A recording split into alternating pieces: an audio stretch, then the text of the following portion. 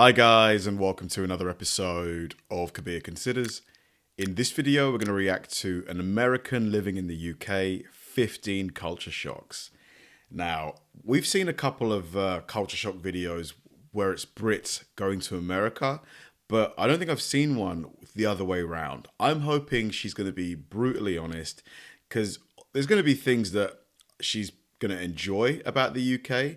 But, you know, having lived in a certain country in a certain way for a long time, and then a lot of those ways kind of, are changed or out of the window, there's got to be a lot of adjusting as well, things that she's not going to like quite as much. So I'm really hoping we're going to get the good and the bad. I love the UK, but there's definitely some things that shocked me when I got here, and probably the first one is how much nature there is. You know, when you think of going to the UK, a lot of us tourists think about going to London, but really the UK is so much more. And being here in Northern England, I'm just shocked by the number of parks and cycling routes and just nature that there is everywhere, even in a big city like Manchester. But unfortunately, with that comes some allergies, and it seems like I've gotten allergies for the first time in my life being here in the spring. And I guess it's hay fever because a lot of my friends have it as well. And from what they've said, it's caused a lot by these yellow rapeseed oil flowers that are in bloom everywhere. So yeah, I've been having like all the symptoms. I'm sure you know what they are if you had them too, like itchy, watery eyes and sneezing and stuffy nose and stuff like that. So I've been suffering a little bit from that that I didn't expect.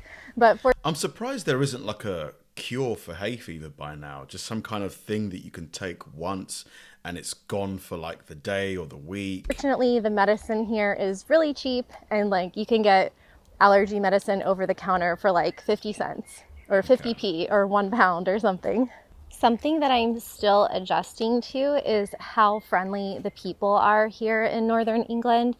It's genuinely shocking after 2 months of being here. I still haven't fully adapted to this aspect. Like, I'm still caught off guard when strangers just say, hiya, or the guy at the flower shop is like, hello, love, like as if he knows me.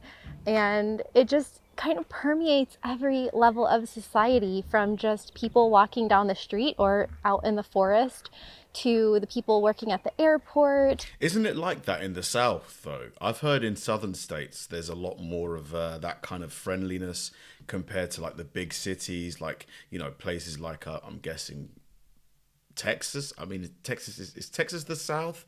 But you know what I mean, like Georgia. People in shops, restaurants, and even new friends that you make. I've been just so blown away by how kind and generous the people are. Like people who I've only known for a couple days or a couple weeks, and they're like offering to pick me up at the train station or take me to the airport or help me with stuff with my career and hobbies and mentor me in music production. And like, when's the last time that one of your friends offered to take you to the airport, right? Like, it doesn't happen. They just be like, get an Uber. But here, it's people are like, what can I do to help you? Or do you want to come to this house party? Do you want to meet my friends? Do you want me to introduce you to these people? And don't say it's just because I'm a girl. Like, it's everyone. And just the other day, I was having drinks with my friends that I've known for like 2 weeks. And one of the guys that was there, named Mark, he was really cool, and he left, and my other friend was like, oh no, like Mark's leaving. And he had just met him the day before, and they are two British guys, and they had bonded in one day and had become the best of friends. And like other guys that I've met that have been friends for 2 weeks, like everyone treats each other the same, whether you've known them for 2 weeks or 2 months or 20 years. The other day, the North is definitely known to be quite friendly. It's definitely friendlier than London, I think, where Londoners are probably quite a bit in a rush, like more hustle and bustle, but you still find friendly people around here. I was just walking through this neighborhood called Ancoats, and People were just waving to each other, smiling like security guards, people sitting at tables. And I ended up in this 15-minute conversation with a woman who was just standing outside of a restaurant. And that kind of stuff just doesn't happen where I'm from. Coming here to this park, some guy passed me on his bike and he's like, "Oh, sorry." People apologize for even passing you on the sidewalk. So it's kind of funny, but I really like it. I have noticed, however, that people are also really blunt. This is most noticeable in restaurants, actually. I can't tell you how many people I've heard send stuff back to the kitchen because it wasn't right. The eggs are too cold, the bread wasn't toasted enough, whatever. But it's not like they're complaining, it's just that they're being very assertive.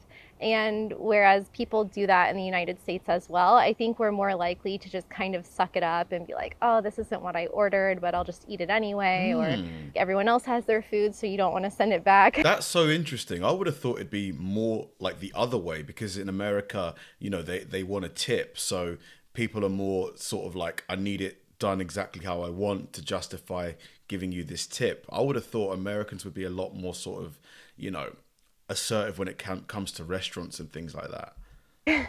But here, no, people are like, "This is wrong, take it back." So they do like to joke as well and kind of like give you a hard time, especially me, because I don't know what they're saying half the time with all of the slang. So if people do that to you, then don't Just take it banter. personally. It's just banter. I'm also shocked at how safe I feel here. It isn't something that I really thought much about before I left the US, but now that I'm here, like, I really just feel so safe. Like, not only are there no wild animals out to get you, but you don't have to worry about guns. And even being out in parks and trails by yourself, that can be very dangerous in the US. And I would never feel comfortable hiking by myself there. But here I do. And people say, like, in my neighborhood, they're like, "You don't have to lock your door here." And that's definitely not the case in Florida. So that has been shocking in the best way. All right, and we got to talk about the food, you guys, because yeah, I mean, I'm expecting negativity here. Hopefully she likes the food, though. I am still shocked at how good the food tastes here. Really? I've just been back in the US for a few months and was kind of just getting used to the tasteless, bland food and the kind of not ripe fruits and vegetables, and then coming here, everything just tastes so much better. I found out that the UK is among the top 10 countries in the world with the highest food quality standards. So that's definitely a good thing, but on the flip side, the food also goes bad really fast, which means it's fresher, which means it probably has less preservatives, probably less modification. I've noticed that the sell-by dates and the consume-by dates are a lot shorter than they are in the US. Fruits and vegetables go bad within a couple days, whereas in the US you can get away with shopping like once a week. And the chicken goes bad really fast, like 1 or 2 days. You better 1 or 2 days. I think it depends on how powerful your fridge is. If you've got a strong fridge, you can keep raw chicken in there for like maybe 3-4 days. And then, it'll start to smell funny. Cook whatever chicken or meat that you bought. And I actually read that in the UK, it's not allowed to spray the chicken with chlorine, which is allegedly an acceptable practice in the US. So that might have something to do with it. The first day I bought chicken and I didn't cook it for 2 days and it was already starting to look off. I also read that they treat their animals a lot better here with more compassion compared to the factory farming in the US. So that is a really good thing. And I've also noticed that even though the Brits liked their baked goods, that the food doesn't taste as sweet.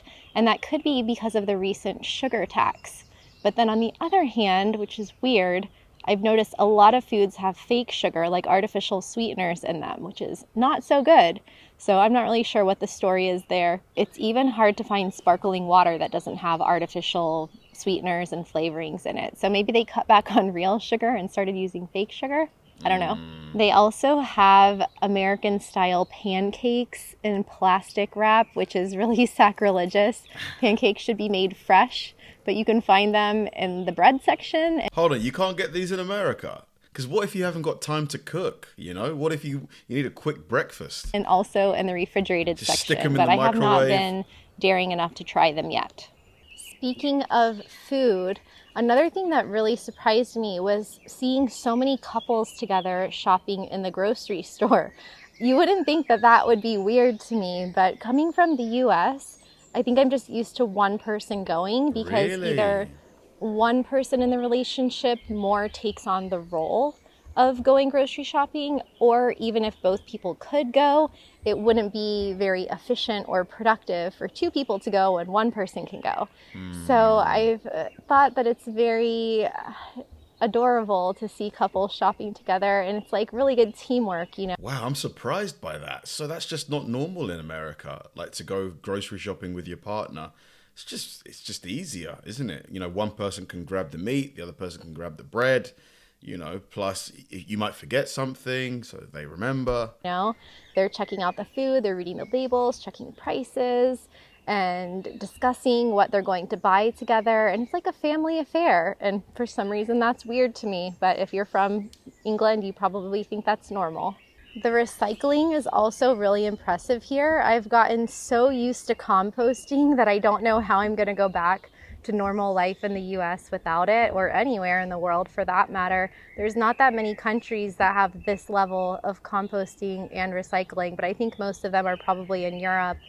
But I have 5 different recycling bins at my house, and in the US we have 1, and like most of that's not actually recycled. So here in my neighborhood, they recycle. If it's not recycled, what do they do with it then? Oh, do they just send it to landfill, maybe? Incinerators. Yeah, that's not very good for the environment. Around 70 to 80% of all of the trash, whereas in the US, the national average is more like 32%. And that includes a lot of trash that's not actually recycled, like trash that they burn or trash that's collected at construction sites and things like that. So I don't know. I wish that more countries would invest in greener ways to reduce waste, and it's just been really impressive here how they do things. A lot of things just seem to make logical sense here. Maybe it's that British sensibility, but even things I noticed like going to the airport, where in the US it's kind of a free-for-all with cars blocking each other and people trying to get out on the streets, whereas here they just have these little diagonal parking places Lanes, where yeah. everyone can park and drop off people and then be on their way without blocking the road. So I don't know why in the US we haven't done anything like that. Maybe it's for security reasons. The airports in America are huge. I remember getting to JFK. I think JFK has because Heathrow has 5 terminals. I think JFK has like a 10 or something like that. It was enormous. Absolutely enormous. Is that American airports in general, or is that just a special case? Is like New York airport just a special case? But if you've ever been to LAX or New York or Miami International, or really like any major airport, you know what I'm talking about. And I was shocked the first time I got to Manchester and I saw people just leisurely parking in front for a minute, dropping off their guests, and then being on their way with no stress. They also have a lot of common sense signage around, whether it's road signs or ads that you'll see on a bus stop or on the side of the road, or a sign that someone put on the bathroom door or something that's broken. It's kind of like, it seems like the signage is here is just kind of talking to you matter-of-factly, or if it's something like from the NHS, from the National Health Service, it'll be just, you know, some practical information that you might want to know. And there's some way that they go about writing the signs where you just feel like it's very direct, versus in the US, everything seems like it's marketing to you. One thing that I'm definitely still getting used to is walking or biking on the left side of the road. I just feel a little disoriented all the time, and I feel like I look back and forth like 10 times before I... Man, yeah, like driving in America for the first time was scary. We almost had like a collision, man. Like on the wrong side, big white pickup truck heading our way, had to swerve out the way. Just absent-mindedness. Just, you know, it's tricky, like having to reverse things, and then you can turn right on red. Didn't turn right. People were like beeping at me. Across the street, and even your bike brakes are on opposite sides of the bike. So I learned that really quickly the back brake and the front brake are reversed, so very good to know. I'm also still working out Fahrenheit to Celsius conversions in my head. How do you convert it? I think Fahrenheit makes sense, but my friend says it's confusing. He probably has a point. I guess it is more straightforward in Celsius because 0 is freezing and 32 is hot. Really hot. Whereas in Fahrenheit, 32 is freezing and 0 is more freezing and 80 or 100 is hot. Yeah. So you be the judge. Yeah, you just start at 0. So 0 is freezing, and then just 1, 2, 3, 4, 5. Anything below 0 is super, super cold. I think Celsius is probably simpler. I'm also getting used to the lack of climate control around here, which is pretty like strange for someone from the US, especially Florida. Fortunately, there is heating in most buildings, but what you won't find is air conditioning, maybe in some of the big office buildings and some of the more modern buildings, but not in most houses and not in most stores and even small hotels or large hotels. So that's definitely taken some getting used to. Even the big department stores like Zara won't have air conditioning. So it's a bit weird for an American like me, but I'm adapting. The scary thing is that I do like air conditioning. It is nice being able to control how cold or hot it is. It is really nice. But I've heard that it uses a lot of electricity. Like, it's not very eco-friendly. I don't know how true that is, but yeah, it's a nice feature, definitely. People didn't need air conditioning here for most of history, but it seems that things are getting a lot hotter these days. So even though people are definitely enjoying the sunny and warm weather, it's a bit scary to think of like how warm it actually is in Europe these days. But what's probably shocked me the most is the price of housing here. Now, I know that London is expensive, but I didn't expect the market to be so competitive in Manchester. I've heard that it could be because a lot of people are moving out of London into to Manchester in search of cheaper housing. So maybe that's putting some upward pressure on the prices. Absolutely. But also it seems like the UK is in a housing crisis in general in most of the country. And this has to do with a lot of reasons, from a lack of building houses to general inflation. Personally, I think it's private equity as well. They're buying up properties by the thousands, you know, with the intention of never selling them again. They'll just rent them out indefinitely. So, you know, if you've got tens of thousands of properties being bought up every year by private equity, you know, of course there's going to be a housing crisis. Population growth and just higher demand. But I was so surprised at how competitive it was here, even to the point that if you go to an open house, there could be 30 other people it's competing insane. with you for the same insane. property. And that's something that you would see in New York or LA. I didn't expect that here. And the prices were really high, the market's super competitive, and it might even be that the landlords and the rental agencies don't even reply to your inquiries, which is just crazy. But I mean, Manchester is the second biggest city in the UK, so there's a lot of people here looking for housing, but that is a problem that I definitely didn't anticipate to the degree that it is here. But anyway, what shocked you the most when you came to the Great video. I'm kind of surprised that she was shocked at how competitive housing is in the UK. Like, I would have thought anywhere in America, like that's a big city or even just a city, there's going to be competitive housing. From what I've heard, prices are going up everywhere rapidly. You know, housing companies aren't able to pump out new homes like anywhere close to the demand. It's just insane in the UK. It just goes up every single month. Like every month I read a story about how housing prices are at an all-time high. It's just like, ugh, like when is it ever gonna, you know, start going down? But I'm glad to hear that she's having a mostly positive time here. Like the friendliness thing is definitely a thing. Like in the northern UK, people are definitely, to be honest, it is here in London as well. Like I just think in central London, like right in the core of London, because it's mainly city workers and stuff, you might get less of that. But once you come into the slight outskirts, like zone 5, zone 6, yeah, you do find that, especially when you're like known to people, like you go into the store, they know you, you're in there all the time. Yeah, like people are definitely friendly. Thanks for watching, guys. If you enjoy my videos, please help me out by liking and subscribing.